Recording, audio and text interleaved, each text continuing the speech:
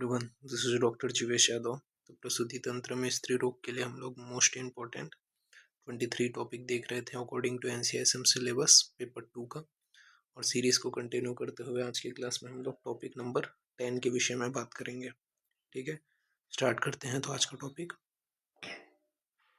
तो ये है आपका डिसफंक्शनल यूट्राइन ब्लीडिंग। क्या होते हैं डीयूबी? तो dysfunctional uterine bleeding is defined as a state of a abnormal uterine bleeding without any clinical detectable organic, systemic और heterogenic causes। इसके अलावा pelvic pathology एग्जाम्पल के लिए ट्यूमर, इन्फ्लामेशन और pregnancy is excluded। Heavy menstrual bleeding is defined as a bleeding that interfere with women's physical, emotional, social and maternal quality of life. ठीक है, तो ये यहाँ पे बताया गया। फिर बात करते हैं currently dysfunctional uterine bleeding is defined as a state of a abnormal uterine bleeding following an ovulation due to dysfunction of a hypothalamo pituitary ovarian axis। ठीक है, तो एंडोक्राइन ओरिजिन ये यहाँ पे बताया गया है। क्लासिफिकेशन के बारे में बात करें तो इसको दो भाग में अपन डिवाइड कर सकते हैं, एन ओवुलेटरी, एन ओवुलेटरी। ठीक है, डिसफंक्शनल यूट्राइन ब्लीडिंग दो प्रकार के होते हैं, anovulatory, anovulatory. Anovulatory में बताया गया है मेट्रोपैथिक हेमरेजिक। ठीक है, तो मेट्रोपैथिक हेमरेजिक। इसके अलावा थ्रेशोल्ड ब्लीडिंग होते हैं। इसके अलावा ओवुलेटरी के अंतर्गत आइडियोपैथिक ओवुलेटरी मेनोरेजिक बताया गया है। इसके अलावा ल्यूटियल फेज डिफेक्ट। ठीक है, तो ये ओवुलेटरी है। पैथोफिजियोलॉजी के बारे में बात करें तो पैथोफिजियोलॉजी में बताया गया है एन ओवुलेटरी दो टाइप्स के होते हैं, मेट्रोपैथिक हेमोरेजिक एंड थ्रेशोल्ड ब्लीडिंग। ठीक है, तो मेट्रोपैथिक हेमोरेजिक एंड थ्रेशोल्ड ब्लीडिंग ये क्या है, एन ओवुलेटरी दो टाइप के हैं। मेट्रोपैथिक हेमोरेजिक जो है उसको बताया गया है कि प्रोलॉन्ग एस्ट्रोजन नो प्रोजेस्ट्रॉन, तो prolong estrogen no progesterone, PGF2 alpha ये क्या है डिक्रीज हो जाता है, जिसकी वजह से क्या होगा, एमेनोरिया फॉलोड बाय ब्लीडिंग। ठीक है, फिर हाइपरप्लास्टिक एंडोमेट्रियम, हाइपरप्लास्टिक एंडोमेट्रियम।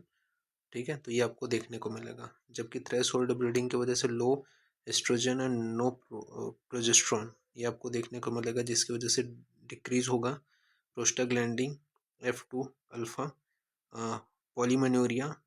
ठीक है, और पॉलीमोनोरिया की वजह से प्रोलिफेरेटिव एंडोमेट्रियम। ठीक है, तो प्रोलिफेरेटिव एंडोमेट्रियम देखने को मिलेगा। तो ये आपका बताया गया, इसको आपको ध्यान में रखना है। फिर है ओवुलेटरी, तो ओवुलेटरी दो टाइप्स का होते हैं, इडियोपैथिक ओवुलेटरी मेनोरेजिया मेनोरेजिया और कार्पस लुटियम इनसफिशिएंसी। तो इडियोपैथिक ओवुलेटरी मेनोरेजिया के अंतर्गत बताया गया है normal progesterone, altered PGE2 PGF2 menorrhagia secretory endometrium. तो ये क्या है, ओवुलेटरी में बताया गया।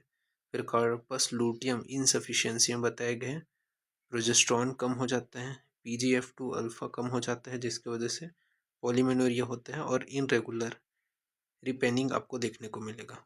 इन्वेस्टिगेशन में बताया गया है लैब टेस्ट कराएंगे जिसमें BT कराएंगे। ठीक है, प्रोथ्रम्बिन टाइम कराएंगे, TSH कराएंगे, इसके अलावा ESG कराएंगे, डायलेशन एंड कटराइजेशन करेंगे, एंडोमेट्रियल सैम्पलिंग करेंगे, हिस्टोस्कोपी करेंगे। तो ये इन्वेस्टिगेशन है। मैनेजमेंट के बारे में बात करें तो दो टाइप का होते हैं, मेडिकल एंड सर्जिकल। मेडिकल के अंतर्गत बताया गया है प्रोस्टाग्लैंडिन सिंथेसिस इनहिबिटर।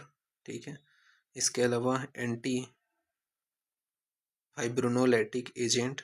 ठीक है, और हार्मोन जैसे कि आपका क्या है प्रोजेस्टिन रिलीजिंग IUCD। इसके अलावा डाइट्रोजेस्ट्रॉन। ठीक है, सर्जिकल के अंतर्गत यूट्राइन क्यूरेटेज कराएंगे, एंडोमेट्रियल एबल्शन कराएंगे और हिस्टेक्टोमी कराएंगे। तो ये सर्जिकल बताए गए। फिर नेक्स्ट है एंडोमेट्रियोसिस। तो एंडोमेट्रियोसिस है क्या? तो एंडोमेट्रियोसिस में यहाँ पे बताया गया है, incidence is most commonly in A reproductive age about 25 year. Definition के बारे में बात करें तो presence of A functioning endometrium gland and stroma in site other than uterine mucosa is called endometriosis. It is not a neoplastic condition. इसके अलावा बताया गया है अल अल अल neoplastic condition allow malignant transformation is possible. It is a disease of a contrast. It is a benign, but it is a locally invasive, disseminates widely. इसके अलावा cycle hormone stimulate growth but continuous hormone suppressed it. It is a different from adenomyosis, where the endometrium tissue is seen in the myometrium. ठीक है, ये चीज़ बताया गया है, इसको आपको ध्यान में रखना है। फिर बात करते हैं प्रेवलेंस, इसके कितने प्रेवलेंस के चांसेस होते हैं? तो about 10% are is high amount the infertile women are based on a diagnostic laparoscopy and laparotomy. इसको दो भाग में डिवाइड किया गया है, रियल एंड अपेरेंट। रियल में बताया गया है etiological also due to delayed marriage. ठीक है, तो क्या क्या है? तो due to delayed marriage, postponement of a first conception, adoption of a small family norm. ठीक है, तो ये यहाँ पे बताया गया है। अब इसके अलावा अपेरेंट में बताया गया है due to increase use of a diagnostic laparoscopy as well as heightened awareness of this disease complex amongst the gynecologist। ठीक है, तो ये यहाँ पे बताया गया। साइड के बारे में बात करें तो साइड इसके 3 हैं, अब्डोमिनल, एक्स्ट्रा अब्डोमिनल, रिमोट या रियर साइड। तो अब्डोमिनल के विषय में बताए गए हैं below the level of A umbilicus. तो ये क्या हो गया? अब्डोमिनल। एक्स्ट्रा अब्डोमिनल बताया गया है कॉमन साइड में पेल्विक पेरिटोनियम, इसके अलावा appendix, pouch of Douglas, pelvic lymph node, uterosacral ligament, fallopian tube, ovaries, recto vaginal spectrum, sigmoid colon. तो ये क्या है? एक्स्ट्रा अब्डोमिनल बताया गया। रिमोट रेयर साइड में बताया गया है पी से क्या है? प्लूरा, यू से अम्लाइकस, एन से नेजल म्यूकोसा, ए से आर्म, एल से लंग्स, ए से आपका क्या हो जाएगा? अब्डोमिनल, के से किडनी, ई से इपोस्टोमिक स्कार, फिर एल से लेग और यू से यूट्रस। तो ये आपको याद रखना है। रिस्क फैक्टर के बारे में बात कर लेते हैं हम इसके। तो रिस्क फैक्टर कौन से हैं? ठीक है, तो family history of endometriosis, F से क्या है? Family history of endometriosis. इसके अलावा इन्वायरमेंटल जो टॉक्सिन्स हैं, ठीक है, वो हो गए। लो पैरिटी हो गया, ठीक है। डी से डीलेड चाइल्ड बियरिंग हो गया, ठीक है। जी से जेनाइटल ट्रैक आउटफ्लो ऑब्स्ट्रक्शन हो गया, ठीक है। एम से क्या है? मोलिकुलर डिफेक्ट हो गया, ठीक है। तो मोलिकुलर डिफेक्ट में साइटोकाइन हो गया। इसके अलावा vascular endometrial growth of factor, TNF alpha हो गया, मैक्रोफेज हो गया, एस्ट्रोजन हो गया, ठीक है। तो ये सारी चीज़ें आपकी आ जाती हैं।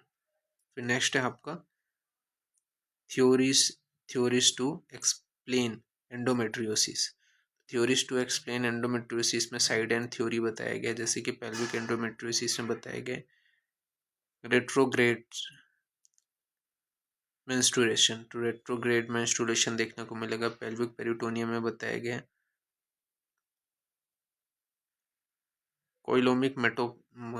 काइलोमिक मेटाप्लेसिया देखने को मिलते हैं। अब्डोमिनल, विसरल या रेक्टो वेजाइनल स्पेक्ट्रम या अम्लाइकस में कोलोमिक मेटाप्लेसिया देखने को मिलते हैं। इसके अलावा सर्विक्स, इपिस्टोमी स्कार, वेजाइना और अब्डोमिनल स्कार में डायरेक्ट इम्प्लांटेशन देखने को मिलते हैं। लिम्फ नोड में लिम्फेटिक स्प्रेड देखने को मिलेगा। डिस्टेंस साइट के अंतर्गत lungs, pleura, skin, lymph node and nerve आते हैं, जिसमें वेस्कुलर स्प्रेड, जेनेटिक, इम्यूनोलॉजिकल ये आपको देखने को मिलता है। ठीक है, ये इसकी थ्योरी है।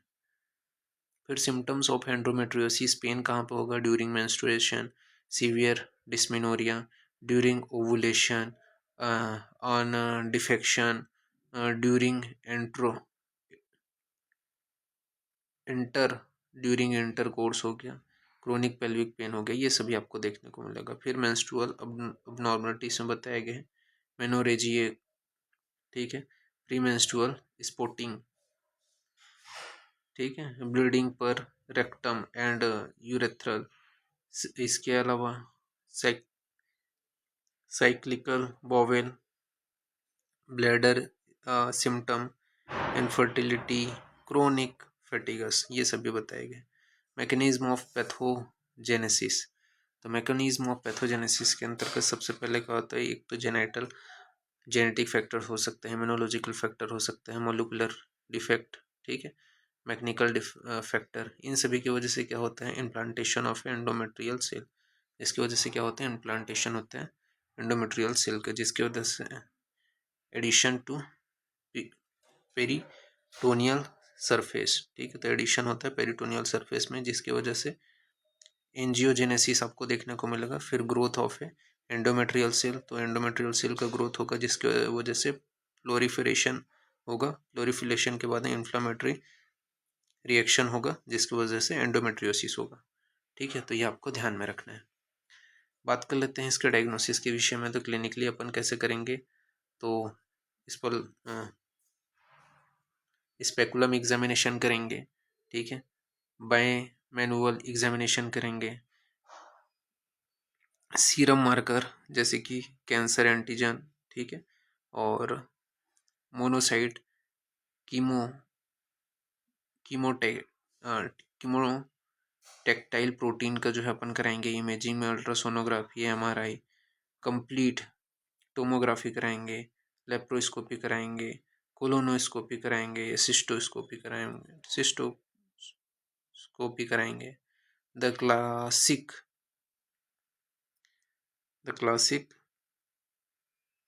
लेस्फन of pelvic endometriosis is described as a powder burn or matchstick spot on the peritoneum of pouch of Douglas। ठीक है, ये सारी चीज़ें बताई गई, इसको आपको ध्यान में रखना है। फिर क्लासिफिकेशन के बारे में बात करें तो 3 भाग में इसे क्लासिफाइड कर सकते हैं। Superficial, ovarian and deep infiltrating. Superficial में बताया है, पेरिटोनियल बताए गए हैं। तो पेरिटोनियल में हेमरेजिक हो सकते हैं, पाउडर बर्न हो सकते हैं, फाइब्रोटिक हो सकते हैं, इसके अलावा पॉपुलर वेसिकुलर हो सकते हैं, रेड फ्लेम स्पेड हो सकते हैं, रेड फ्लेम शेप्ड हो सकते हैं, वाइट एंड ब्लैक पिगमेंटेड हो सकता है। साइड में बताया गया है surface of ovaries both side, pouch of Douglas. ठीक है, ओवेरियन के बारे में बात करें तो size no more than 12 centimetre in diameter. इसके अलावा बताए गए हैं adherent to pelvic side wall, posterior surface of a broad ligament, posterior surface of uterus, retraction of a ovarian cortex, powder burn, black spot on ovaries। इसके अलावा chocolate cyst, site के विषय में बताए गए हैं। Antimesenteric surface of a ovary.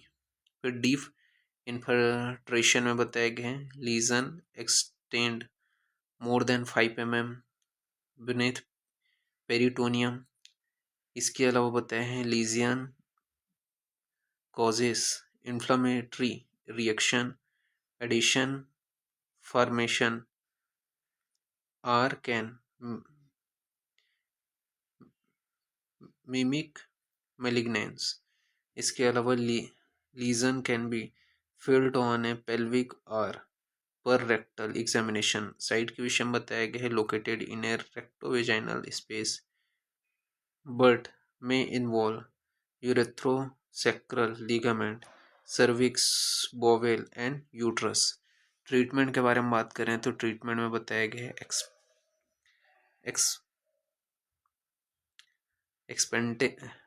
Expectant management. अपन क्या करेंगे तो न्यूली पेराई में अपने को ऑब्जर्वेशनल ओनली अपने को करना है न्यूली पेरस में। मेडिकल थेरेपी जैसे हार्मोन्स एंड अदर थेरेपी देना है। सर्जिकल में कंजर्वेटिव एंड डेफिनेटिव जो केयर है वो करना है। कंबाइंड थेरेपी में अपन मेडिकल एंड सर्जिकल दोनों करेंगे। सर्जिकल के अंतर्गत अपन लेप्रोस्कोपी, ठीक है, इलेक्ट्रो कॉटरी,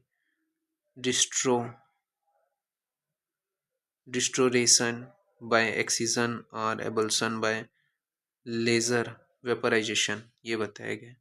ड्रग में अपन क्या देंगे तो ड्रग में अपन डेनागोल हो गया, गेस्ट्रिनोन में एंटीगोनोडोट्रोपिन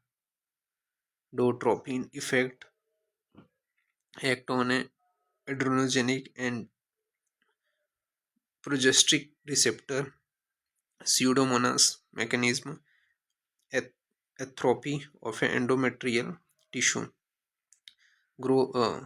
GnRH एगोनिस्ट के अंतर्गत बताए हैं, diminish the activities of estrogen और प्रोजेस्ट्रॉन। इसके अलावा लिप्रोलाइड 3.75 mg IM देंगे, नेफ्रालिन 200 mg इंट्रावेनसली देंगे, ठीक है, और जो गोसरेलिन है, ठीक है, वो 3.6 mg IM देंगे 6 मंथ तक।